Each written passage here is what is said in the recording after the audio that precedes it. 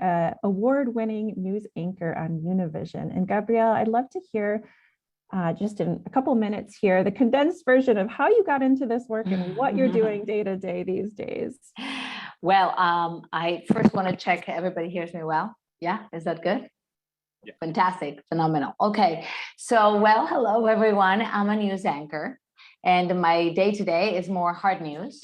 However, my passion is environmental with focus in the oceans. So I have done a lot of work in the oceans, as in reporting about these stories. And I was just listening to Francesca and to Jules talking about how to address and talk to people that actually want to just go into the tide pools and take something with them.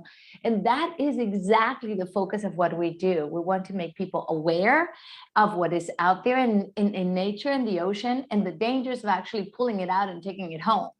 And I mean, I'm saying all over the place, we talk to people and experts everywhere.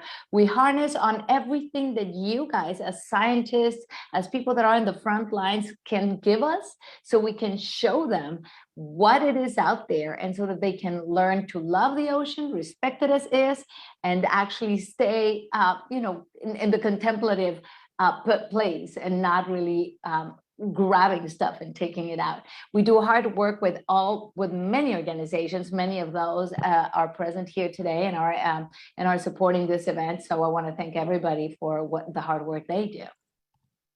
Thank you, Gabriela. I'll now turn to Ken to introduce yourself. And Ken brings with him 3 decades of experience reaching mass audiences through his work with the Monterey Bay Aquarium. So tell us what got you into this line of work, Ken. Well, thanks, Elysha, and thanks everyone for being here today. I'm Ken Peterson. My pronouns are he, him, and I am currently Senior Communications Strategist at Monterey Bay Aquarium. But as Elysha said, that's the end of the middle of a 30-plus year career at the aquarium. Like Gabriela, I used to be a journalist working in print journalism, covering a lot of coastal and environmental stories, including some of the early fights against offshore oil and gas in California in the 1980s. So for me, coming to the aquarium became sort of right livelihood and a career transition, and really lets me turn personal passions into stories that will affect and move and change behavior. I'm doing a lot now with executive communications and other types of messaging. And I just popped into the chat an op-ed from our executive director, Julie Packard, who you may have heard from earlier today, you'll be hearing from later, about coastal wetlands and their critical role in managing climate through blue carbon and nature-based solutions. So helping with things like that and really using the power of the platform that Monterey Bay Aquarium has to inspire people to care more and do more for the ocean. Great. Thank you so much, Ken. And last but not least, we have Greg Long here with us to share some stories. And Greg brings the experience of a different type of audience who might get involved with ocean conservation: surfers. He is a professional surfer and an influencer, and now spends his time helping others take care of the ocean. So Greg, tell us a little bit about why you're in this line of work and your story. Thank you so much. It's an honor and privilege to be here with everyone.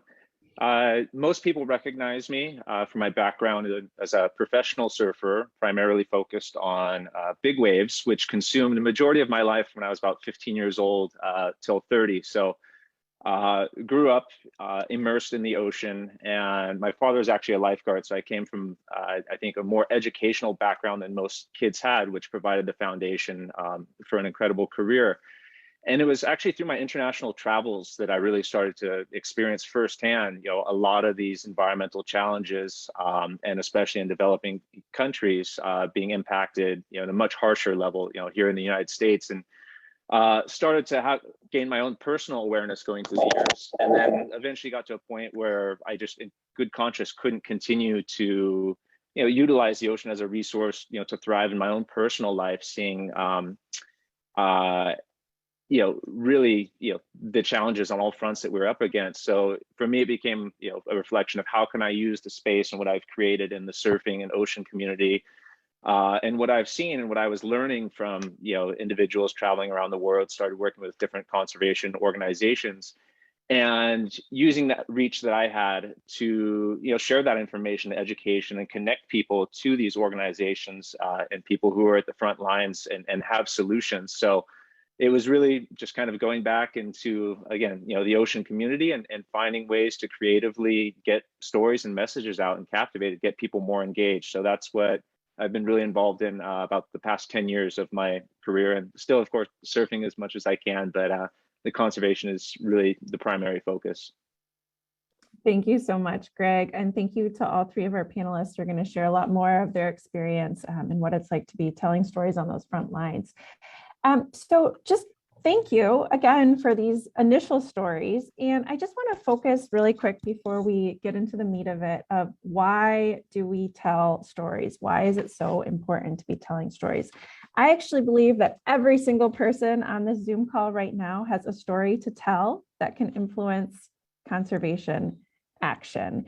And we know that it's important to tell stories because of a massive and growing body of research from neuroscience, from psychology, from sociology that shows that as humans, we are storytelling animals. And I'm going to read you this quote in a second from Jonathan Gottschall, whose 2012 book, The Storytelling Animal, sums up this research quite well. So he says, when we read nonfiction, we read with our shields up. We're critical, we're skeptical, but when we're absorbed in a story, we drop our intellectual guard. We're moved emotionally, and this seems to leave us defenseless. And we actually know that not only do we take our guards down, we turn off the skeptical parts of our brains when we listen to stories, but we actually turn on the empathetic parts of our brains. And I love this picture to the left here because you can see that in action. These little kids are having the same emotional reaction as the protagonist in the story. And that, in a nutshell, is what's happening. And we know that empathy, that empathetic part of our brains, is the precursor to actually taking action. My colleagues and I at Wonder Strategies for Good help change makers around the globe to harness the power of storytelling and narrative to actually make progress on issues that we care deeply about. And in 2017, we were approached by the kind folks at the David and Lucille Packard Foundation to really dig in to how we do this for ocean conservation. And we spent 3 years conducting nationwide surveys, doing focus groups, testing different messaging interventions. And then we spent another 2 years helping advocates and conservation organizations actually field test those recommendations. So we know that what we're presenting right now works. I'm going to try to condense 5 years of that research into just a few minutes here and really help you understand how and what types of stories we need to be telling about the ocean to drive action. We learned through our research that there are 6 primary mindsets when it comes to ocean conservation. And I like to think of these mindsets as, they already exist in people's heads, right? So if you are kind of predisposed to taking action on the ocean, you come to the table through your, vast lived experience, through your identity, through your beliefs, through your values, through your emotions, with these kind of already embedded. And when we tell a story and help people turn on the empathetic parts of their brains, we're effectively flipping the on switch for these mindsets. So they move from being implicit in the background to being, okay, now I'm ready to take action. And I'm going to share in detail a few of these, or actually all of them, in just a little bit more detail. And as I do so, I invite you to consider a few questions. So first of all, when you think about your own communications and your storytelling, which of these mindsets are you most successful already in activating? Secondly, which would you like to do a better job at activating? And thirdly, which would be the most difficult to activate? So the first mindset that I want to bring up and share is the all senses mindset. And I see from the comments of the first memories of the ocean that many of you actually share this mindset. For me, it's big waves, right? It's the sand between my toes, the sound of the waves, right? It's just that very vivid sensory experience that we have when we're at or in the ocean. We can activate this mindset through our stories by using very vivid multisensory descriptions about people and families playing in or near the ocean. The next mindset I want to share is God's beautiful creation. And the motivation behind this mindset, people who are motivated through their faith, they feel strongly that the ocean is God's beautiful creation. The way that we can actually activate this mindset is by allowing people who can speak authentically and genuinely about how their faith motivates ocean protection to do so and to share those stories. And I want to share that in our surveys, in our research, we found that a huge segment of the US population brings this mindset to bear when it comes to ocean protection. And in order to really expand the ocean protection movement, we really do need to do a much better job of lifting this up and highlighting this motivation for folks. The third mindset is one that I think many of us also share based on the comments that I'm seeing about people's first memories. And this is the amazing wildlife mindset. So the motivation here is that the ocean is filled with the most amazing wildlife on Earth. We see it as a place that's uniquely situated, uniquely there for all the creatures of the ocean, right? And we can activate this mindset by sharing stories, our own or others, of people interacting with wildlife, right? And then also pair these stories with call to action messaging that spotlights that need to protect wildlife. The fourth mindset I want to lift up is the laws and policy mindset. And I loved in the last panel hearing from Ken and Francesca and some of the others about how advocates have succeeded, right? Persevered through challenges. I think Ken said they spent 2 years of setbacks and then another 2 years of setbacks. And it actually turns out that people with this mindset are very activated by hearing about successes, right? Perseverance through challenges. And the other way that we can activate this mindset, which rests on the motivation that people have the power, right, to pass laws and policies that can protect the ocean, is actually by painting a very vivid picture of today without current laws. What would have happened, had we not have the marine protected areas passing, right? Or a future where something like this doesn't pass. The fifth mindset, and I'm almost wrapping up here, is that the feeling at peace mindset. And I saw somebody put tranquility as their first memory of the ocean. And I would guess that that person has this mindset as well. For people with this mindset, when they're at the ocean, it's a time when they feel serene, right? It's a time when they feel at peace. And we can activate this mindset by sharing those shared lived experiences through our stories of having that really deep sense of peace and feeling. And then finally, last but not least, and one of my favorite mindsets is the family traditions mindset. And again, for people with this mindset, they really see the ocean as not just a place, but a truly emotional experience that brings back their lived experience and their identities as family members, their memories of spending time with family at the ocean. And we can activate this mindset in service of conservation by sharing real stories of families bonding near the ocean, communicating about what the ocean allows us to do to protect as a family, including transmitting family values through the generations. And again, I saw in some of these first memories, someone shared that they remember swimming with their grandmother, and you can see that people truly do connect with their families there. So now you know why stories are important, the mindsets that we have to tap into to drive action and to create a more inclusive and broad ocean conservation movement. And I invite you again to just ponder those questions that I put before you earlier and enter them into the chat if you desire. I now want to go over to our panelists, and I would really love to hear from you, Ken, about your experiences. And now we know about some of these mindsets, but tell us more about some of the storytelling strategies and some of the mechanics of how you actually curate the stories you tell to drive action. Ken, over to you. Thanks, Elysha. So it's really interesting because the hardwired mindset framework is not something that we've been working with for decades. It's fairly new and it resonates really well, and it's definitely informing how we tell stories. But I have to say, based on my experience, we've been using those different types of mindsets as a storytelling tool for quite some time.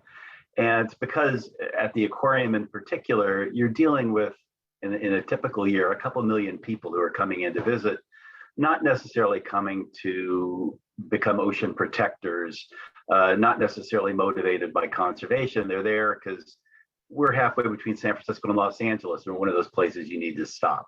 And they walk in the door, and we need to meet them where they are. And I think that's true for everyone with whatever story you're telling and whatever organization you're part of. You really have to understand and know your audience, what their expectations are, because in the end, it's not the story that you want to tell people that's important. It's a story that they want to hear or are receptive to hearing about. And so that's how we approach our work. And the power of the aquarium is we do have that amazing ocean animal, heart-wired mindset. People can walk in there, they can see the kelp forest, which is behind me in my Zoom screen, and their jaws drop and their hearts open up. Their mouths are like those little kids in the storytelling scene, and they are just wowed. And now that they have fallen in love and that they are really just emotionally moved, they're ready to learn more about the creatures in front of them. And part of that learning and part of our storytelling responsibility is then to say, things may not all be perfectly right for these creatures in the environment that they need to thrive. There's a threat that they're facing. And people who've just now fallen in love are shocked, they're saddened, they're energized. It's like, oh my gosh, I had no idea. What can I do? And that's when we step forward with some practical solutions they can implement in their lives. And maybe they're going to be writing a petition or writing a letter. Maybe they're going to be cleaning up trash on a beach. Maybe they're going to be joining one of your organizations to further ocean conservation. So having a suite of activities that meet them where they are and move them in the direction we'd like them to move is critical. I've had the chance to work with some really great mentors in storytelling. The Heartwired framework is one of the tools there. There's a fellow named Andy Goodman at the Goodman Center who is a master storyteller, works with a lot of nonprofit organizations. I'm going to drop in a link for the Goodman Center because he's put together some incredible resources, including one about why bad presentations happen to good organizations. And it's really a simple way of reminding us that it's not statistics and sheets of facts, it's stories that are going to be the most powerful and compelling tools we can bring to our service. The other individual learned, oh, go ahead. The other individual I learned a lot from was someone named Trip Frolickstein. He's passed on now, but he developed a concept that others have similarly created called message mapping. And it really starts with what is the core objective of your organization? What is the mission that brings you to work every day? At Monterey Bay Aquarium, it's to inspire conservation of the ocean. Every story you tell should connect back to that mission.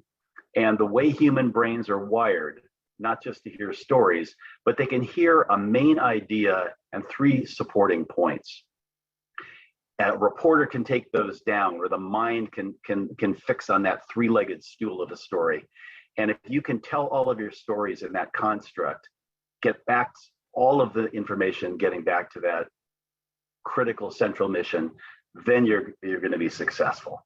The last thing I'll say, because I know we have a lot of folks to talk today, is who's the storyteller?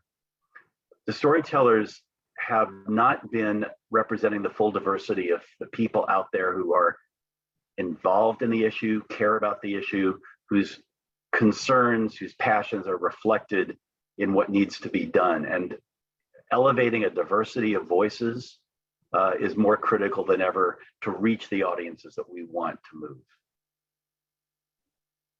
Thank you, Ken. Great reminders on needing to meet your audience where they're at and help your audience really see themselves in the stories to be able to take action. So thank you for that. Gabriela, I want to turn next to you. And in your role as a news anchor, I'm sure you've seen every single day, the power that stories can have for moving people and shaping hearts and minds. Is there any particular story that you've covered that has had a bigger impact, or a set of stories? Well, I'm going to say our stories are calibrated in such way that we try to make a big impact every single time. It's hard to measure sometimes because you go out there with a message and then you have to wait for it to kick in, and then to try to wait for it to actually be able to measure the impact. It's hard sometimes.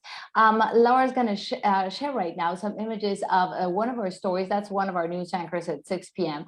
And I did this particular story on oceans in danger. And as we move through the story, you're going to see that we talk to at least 6 different experts from 6 different places. I'm going to tell you a little bit about the story. What you're looking at is footage from a company that what they do is go out there in the ocean to pull out ghost nets, which is like fishing nets, gill nets that have been lost in the ocean, and they just swim there, capturing still wildlife and just killing it. You're looking at images from stock from the market, the Tsutiki market in Japan, which is a place where you see 450 different products, 400 different products of the ocean. It's crazy. It's so much. We come up with hard data during the story so that people can actually get a grasp of what we're talking about. We're talking about $153 billion in marketing fisheries and stuff. And that is in 2017. So at this point in time, I think that the global fish and shellfish market must surpass that. It's probably $200 billion for the United States. So we talk in that story, as it continues to move, we're going to see, for example, we talked to somebody with a program called Fish for the Future. What they're trying to do is to have people understand what they're eating and when they're eating it, so they're more conscious of what to eat when. We have talked to an Ecuadorian guy, a marine biologist from Heal the Bay, amazing organization that supports us all the time. In that same story, we talk later to we have graphics from the Monterey Bay Aquarium. Thank you very much. Can we use those graphics because we don't produce them, and they are the experts on that. Then we go back to the Aquarium of the Pacific. I go swim with the sharks. Then we talk to, we have some other graphics from the Monterey Bay Aquarium. Then we talk to somebody from NOAA. Then we go in the ocean with a fishing boat with 3 people. The reason why I'm explaining you all of this is because I want you to understand all the detail that goes into one story. We just don't sit there, write it, and fill it up with video that we get from somebody. We go out there, we jump in the ocean, we pull those nets out. And at least for us, there you see me, I'm pulling that thing out, the nets out, and we're measuring them and we're weighing them. And it is, for me and for Univision, a big endeavor. So I'm here today because Azul invited me as well. So I tell you, we talk to everybody who wants to give us a piece of information that will help us convey the message of how the people can support all the resources that there are in the ocean and stop overfishing and all that. Now, we talked to about 7 people in that story. 2 of them speak Spanish. That to me is a major problem. Considering that we're in California, I should have access to so many other scientists that do speak Spanish. And the reason is simple, as we were saying, we have just look at the population, just look at our demographics, and I know that they're there. I just need them to have more of a voice, not that I have to be digging into who is going to give me that sound bite. And I really need them desperately. I need those same graphics from Monterey Bay Aquarium with subtitles in Spanish, and I have to fabricate them. So our intention to help save the oceans and our intention to get the message through has to be better supported. Quite honestly, I went many years ago, about 16 years ago, to my news director and told him, hey, I want to do environmental stories. And he told me, really? So good luck with that. So he gave me a little bit of a chance, and I started doing all these stories. We've gotten a lot of awards, many, many, many awards for our environmental stories. And I'm very proud to say that whenever there's something big happening, they call us because they know that, I mean, I'm talking about my producer and me, two people team, thank you very much. And we put all this together. We work super hard because we really believe in this particular topic. We really think that we need to have, again, more access to tell those stories. I'm going to also say, Laura, Elysha, real quick. Yes, what you said about the family is so important to the Latino community. And what you said about the amazing life and the ocean life, and what you said also about God's beautiful treasures, those three are key elements of our stories. They have to, because they touch people's hearts. At least the Latino community reacts to that very wonderfully. We still have not gotten in touch with the policy making. We're working on that, but the rest of the elements are key to our messaging. Thank you, Gabriela. Wonderful points, and certainly huge need to broaden the resources and not just make this about one tiny community. We cannot do it, right? If that's the case, right? It's a worldwide initiative. And Greg, you have experience, a different type of experience reaching audiences, right? We have the aquarium perspective, the news perspective, and you've been out there organizing on the ground. So tell us more about that, and tell us about how you introduce new and unlikely audiences, and specifically if there's any channels or tactics you've used that really broaden that audience. Thanks, Greg. Yeah. So I'd like to go back and touch on something that you spoke to at the very beginning, Elysha, and that is every individual has a story. We all come from such unique backgrounds, upbringings, perspectives, life experiences that somewhere within the journey of our lives, there's a unique story that is going to resonate with somebody else out there. For me personally, as I mentioned, I came from a professional surfing background. And I'll be quite honest, I use that as bait to lure in people who are, not going to be expecting, or who otherwise wouldn't come to, a conversation about environmental conservation. That is, what I dedicated my life to, where a lot of people recognize me and would be willing to take the time to come listen to me. And so it, quite frankly, as I said, and I always joke, it's my bait to bring them into my trap to talk about, the bigger picture and what's actually happening in our oceans. And in simply sharing, what I've seen, as I've traveled, what I've experienced firsthand, there's, lines that are tossed out there. And, the big part with storytelling, I'm sure, Gabriela can attest, as Ken, you never know who you're going to reach. And oftentimes you're just putting it out there. You may reach one person who it changes their life forever, and it may fall on deaf ears for however many, of an audience, if it's, 10, if it's 100 or a couple of thousand. So to simply not shy away, from sharing what you have and what you are passionate about, for me, was one of the greatest lessons. I'm an introvert by nature, and one of the hardest things for me was to get over that idea of like, oh, well, I just don't like being in front of the audience. I don't like being the center of attention, when I was in a position to actually utilize that and put myself out there. So for me, the most, passionate kind of storytelling is in person. That's where I really feel like I connect best with people. So it took a lot to, learn to be comfortable, to speak in public.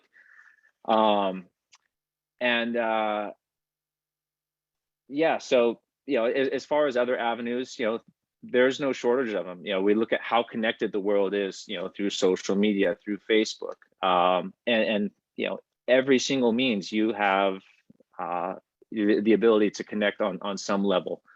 So to simply not, shy away from that. And even if, you don't feel like, hey, I'm a terrible writer, just, simply start writing and putting your thoughts out there and sharing them with the world. That there's only one way to improve at any of this, and that's to simply do it and not be afraid, and you'll gradually improve. And, you never know who the one person you're going to connect with change their life forever, or, maybe hundreds or thousands.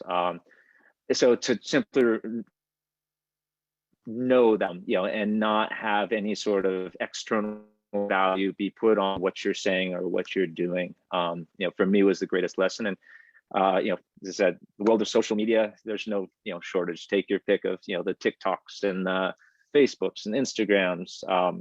But again, for me, there's nothing that I enjoy more than, face to face, with an actual audience. And again, always go back and joke, where I lure them in with, the world that I was brought up in and surfing that people are entertained by.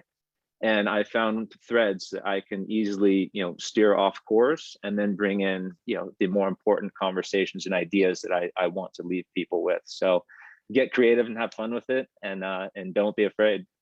Thank you, Greg. Oh, thank you for sharing that. And also just how you've faced your own fears about telling stories. I think that probably resonates with many people. And I saw some heads nodding as well. It looks like we have a couple questions coming in the chat, and I'm going to ask a few questions of my own for the panelists. But as I do so, if you have any questions around your own storytelling or how you can, reflect on some of those mindsets shared earlier, I please just encourage you to ask those questions, and we'll try to get to as many as we can. So first of all, I see a question here from Kimberly, and it actually resonates with a question I wanted to ask, which is around moving people through fear. And we know, based on brain science, right, that when people are in their downstairs brains, their lizard brains you might have heard of, they can't act, right? We go to fight, flight, or freeze, or now they're saying flock. So we go and be around other people that are like us and fight each other, right?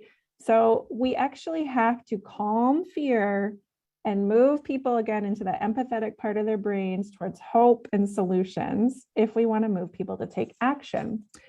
And so I'm curious, from Ken, from Gabriela, from Greg, how do you paint that picture of hope and solutions? What are stories where you've seen that plays out, and how do we move people beyond the obviously ocean acidification and climate change is so scary? And Kimberly says here, even some of the messengers like fishermen, commercialization, right? Corporate greed, people might be scared of that too. So how do we move people from there into those solutions and hope that really drive action? I'll take that one. I'll take that one because that's something very common when you're in the news business. I mean, because we're not an entertainment show, we're a news business. So everybody's like, yeah, everything is doom and gloom.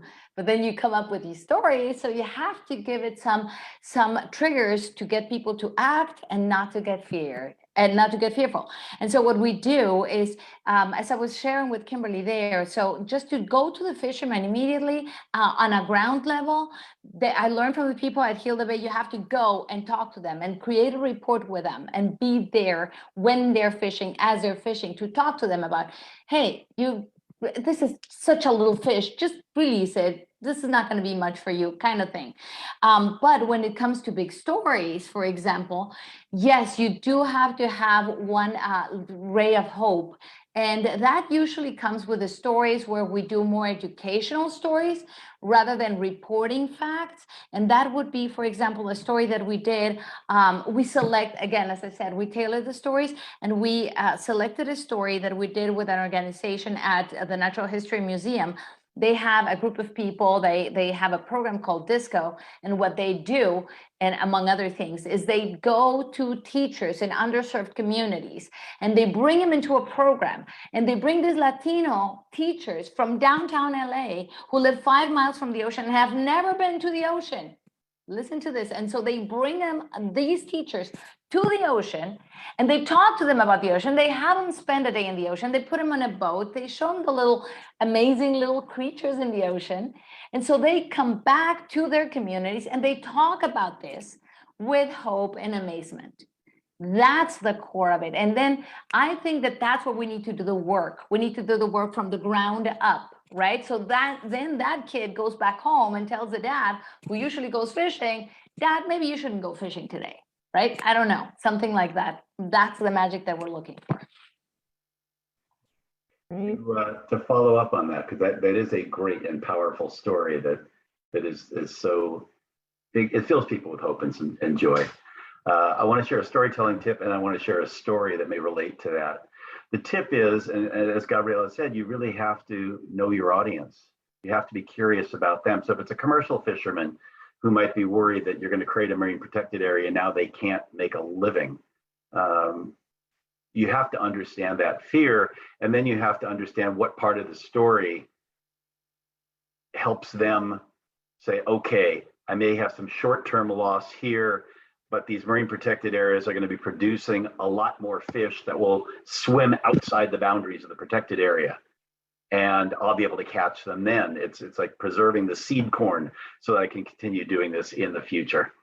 To the fear story, and this is like, Greg mentioned, you never know who you're going to influence for this story. We have a sea otter exhibit at the aquarium in Monterey. Big hit. People love sea otters, Nutrias marinas. And families come, family vacation, one of those bonding moments. We had a family come years ago, little boy, 6 years old, with his dad.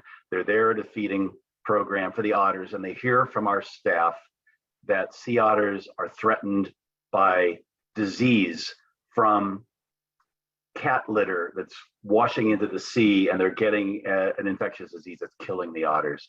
And the little boy was devastated. He's next to his dad, and he looked up to his dad and said, "Dad, you've got to do something. The otters are dying." And paralyzed by fear. Well, it turns out in this case, his dad was a member of the state legislature, a fellow named Dave Jones.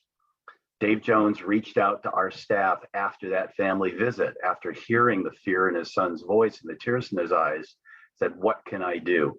And among the suite of legislation that he got passed was the California Sea Otter tax checkoff. That's still on the income tax form today. That's raised, I think, in excess of $4 million now for sea otter research and conservation efforts.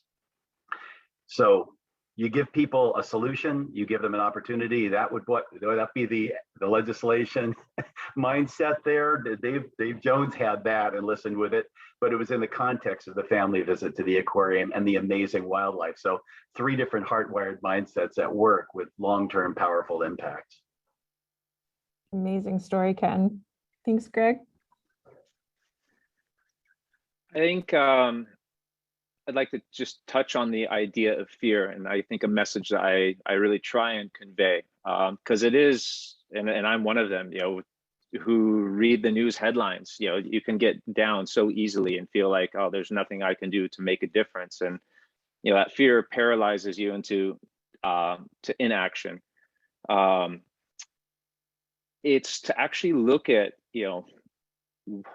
the root of the emotion of fear and why we're actually feeling that, and a lot of it is directly correlated with feelings of sadness or grief for what's being lost. Or can share the story of sea otters. The child felt that grief and the sadness, and I think where we as a society have kind of gotten off track is instilling this idea that to feel sadness, to feel grief, and to fear are negative emotions, and that it's not something that we should be okay outwardly expressing, and therefore we sort of just bottle it up and absorb it and go on with our lives. Where the truth is, all those emotions are, from my perspective, are an expression of the love that we have, for what's actually being lost. We feel sad, for the otters, because we don't like the idea of, that they may no longer have, the home, or that we're, impacting them in a negative way. We feel grief at the thought of, oh, another, animal extinction that we somehow had, an inadvertent, part to. So to directly, see that grief, sadness, and even fear is just kind of the opposite reflection of the love for what's being lost, and turning it into a different light. And as soon as I feel like you can sort of bypass that and create the connection, I always like to say, the deeper the sadness that we feel, there's an expansion for the greater love or joy that we can experience on the opposite end, and realize that they exist simultaneously at the same time. And to see it as that, reflection, that it's the love for, what's being lost as to why we feel this sadness and why we might, kind of retort to, inaction or wrong action. And to hang in that place of love and know that, that is the root of, why we're feeling this way. And from there, that's where, the greatest action, takes place, in anything that we do in life. So that's sort of a message I like to sort of, incorporate, and, I've experienced through my world of big wave surfing and being regularly exposed to, fear-inducing situations, and then, the whole rest of the gamut of emotions, which we've all, experienced at some point in our lives. So to bring it back, that, all it is, a reflection of the love we have for the ocean, for one another. And if we can hold on to that, day to day, even with, the hard, challenging news that we get, experiences that we may be going through, and, use that as sort of our anchor point for, our actions moving forward, that's, where the greatest progress and growth happens. So. That's beautifully said. Thank you, Greg. I just want to pause and take that all in for a second, because it just very beautifully said. I also see that Natalie has a question, or actually a set of questions that I'd like to pose to you all. And I think these are great ones, because I think many of the folks on here are balancing this need between making the emotional connection, which we're talking about, but also making sure that the science comes through too. So she says, coming from a scientific background, how do we better communicate ocean science in a human way without reducing scientific integrity of the message? And then there's a couple more questions here. So is this intersection valuable in promoting buy-in for management decisions, and any information from improving effective science communication overall? So again, 3 different questions there, and I'll just invite anyone to take any that they're comfortable with around merging the human connection with the scientific here. And Ken, I see you're unmuting yourself, so I'll let you take that first. I mean, the aquarium is a science-based organization. I mean, that's the foundation of what gives us our credibility. But we're also an informal science center, which means we have to communicate with a public that didn't come for a postgraduate course in science when they walked in the doors. They came to have fun with their families or their friends. So I think that you can, by being a good communicator and working on your storytelling, communicate the science without, I'm blanking out on the guy, and I apologize, I'll find his name later, but he literally wrote a book called Don't Be Such a Scientist, because there's a language of science that's off-putting, that's alienating, that doesn't build that emotional bond with people. But you can be true to the science and tell a passionate story that's rooted in the science to move the audience. So it's discovering a new language. There's a great quote from Mark Twain, the writer, who apologized. He said, "I apologize for writing you a long letter. I didn't have the time to write a short one." And that's the essence of storytelling.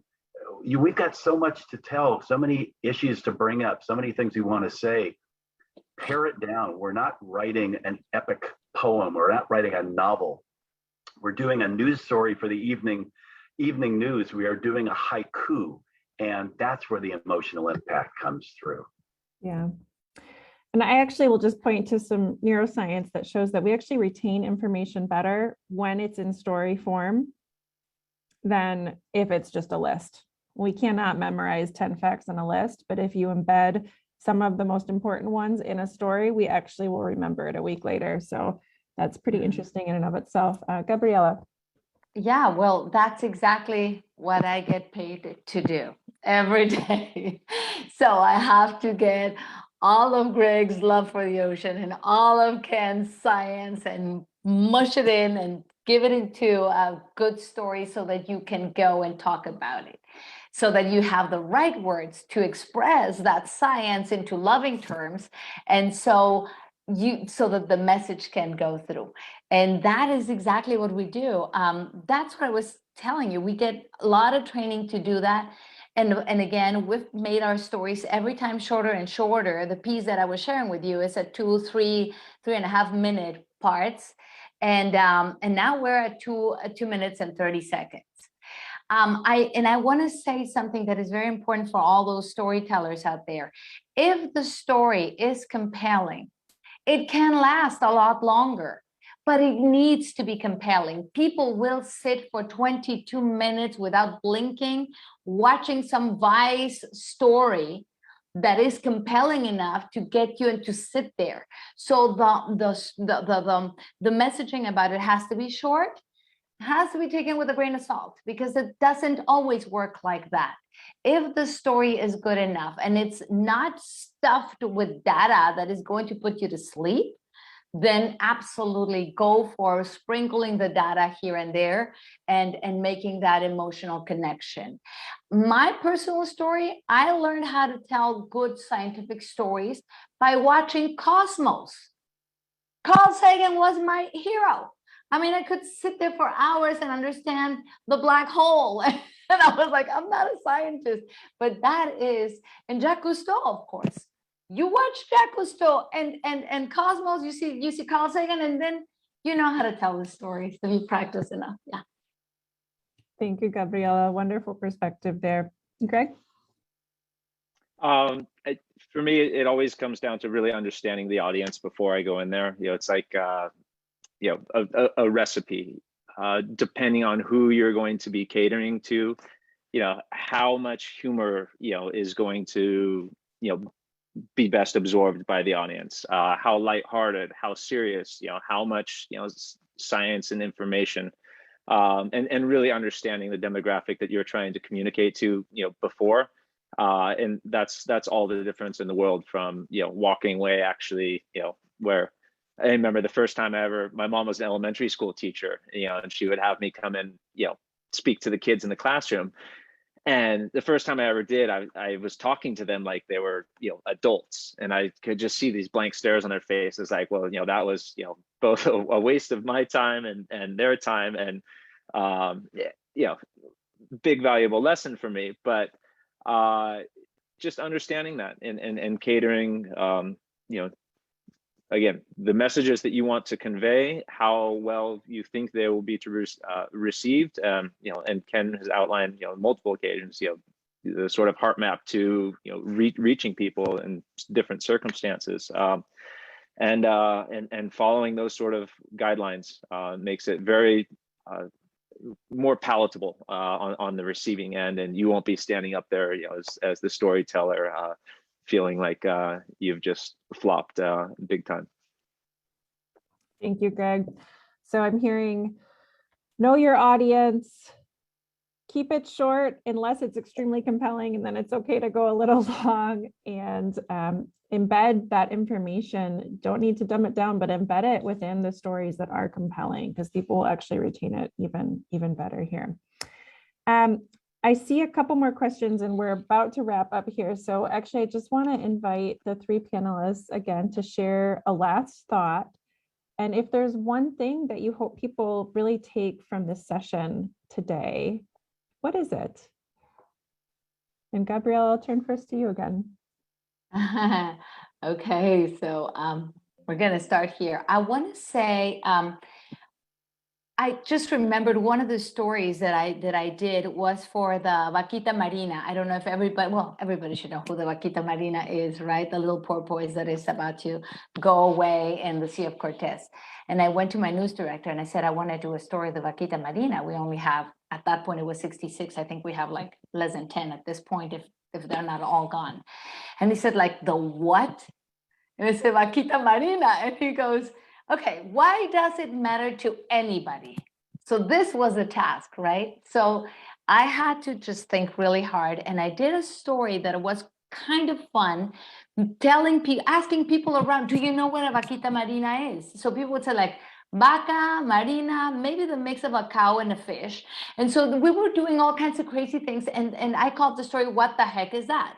And so it worked so fantastic and phenomenal. And I had to come up with cartoons, and we put it inside the ocean, and we got really creative to get the message through. And at the end, many people were writing to us saying, oh my gosh, I had no idea we had the Vaquita Marina endemic in Mexico, and it's dying and it's going away.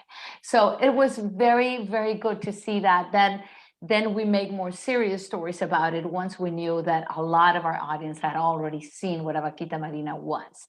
But to introduce those points, those new characters and all those new concepts, you need to get creative. Don't take yourself so seriously. Yourself. Take the story seriously and make it a little bit fun, make it compelling, and throw the data, sprinkle it in. So that would be the thing that I would love to see everybody doing. Thank you, Gabriela. Ken, what about you? One thing you hope people take away from this? Well, I'm going to give you a message map for this at the end, since I'm talking about it. Storytelling is essential to moving your mission forward. And to be effective at storytelling, you need to create a storytelling culture in your organization, collect and curate those stories so that they are telling the message, delivering the message you want to deliver, and finding and nurturing a diversity of voices to tell those stories to your audiences. California is a majority minority state, and people not only listen to stories that relate to their circumstances, they listen to storytellers with whom they can identify, whether it's by their ethnic or cultural background, their socioeconomic background. That is going to make the stories more compelling. They will stick better and get you to your mission. Thank you, Ken. Great points. And Greg, over to you. One thing you hope people will take away. I think it would be the simple reminder that we are all in this together. We didn't reach this point in time, and the array of environmental challenges that we're up against overnight. And it wasn't one individual or one single corporation. We've got to this point collectively as one human family, and it was billions of decisions and actions made by the individual over a relatively short period of time. We're talking 100 some odd years that have brought us to this very challenging and important time in our lives.